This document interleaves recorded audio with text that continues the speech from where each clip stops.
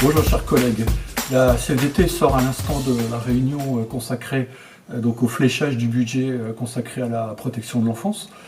Nous avions demandé la fois dernière, lorsque nous avons rencontré Madame Tonnerre, vice-présidente en charge de la protection de l'enfance, à ce qu'il y ait une présentation détaillée de l'affectation des budgets. Donc nous commençons à y voir plus clair. Malheureusement, les inquiétudes de la CFDT se confirment. Commençons par les 47 millions supplémentaires qui ont été votés cette année. Nous avons appris que, en fait, 31 millions étaient affectés aux évolutions salariales légales qui comprennent entre autres le versement du Ségur, les salaires des assistantes familiales.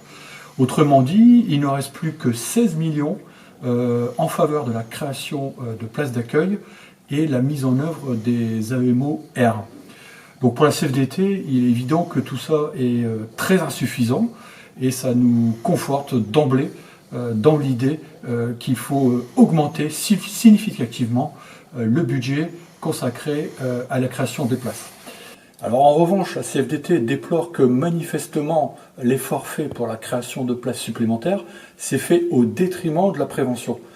Quelques chiffres à titre indicatif. La prévention et l'accompagnement à la parentalité s'est vu un budget amputé de 850 000 € sur une année. Également, dans le domaine de la prévention et de l'accompagnement des jeunes majeurs, on peut citer les dispositifs de VDAGE où 200 000 € ont été supprimés sur une année également.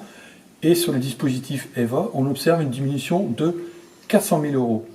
Enfin, sur les AMAZ, qui est quand même l'outil de base du travailleur social pour faire de la prévention, le budget a été diminué entre 2022 et 2023 de 600 000 € et sur l'espace de 2 ans de 1 600 000 €.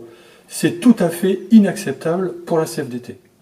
Alors la CFDT constate néanmoins quelques avancées. Et il faut mentionner la création de 72 places d'accueil en micro-MEX, donc sur les territoires de Lille et Valenciennes pour l'instant.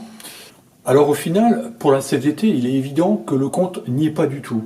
16 millions supplémentaires, c'est tout à fait insuffisant pour répondre aux 248 enfants non placés actuellement et qui auraient besoin de l'être. Et la CFDT insiste également sur le fait que la création de places supplémentaires d'accueil ne peut en aucun cas se faire au détriment de la prévention.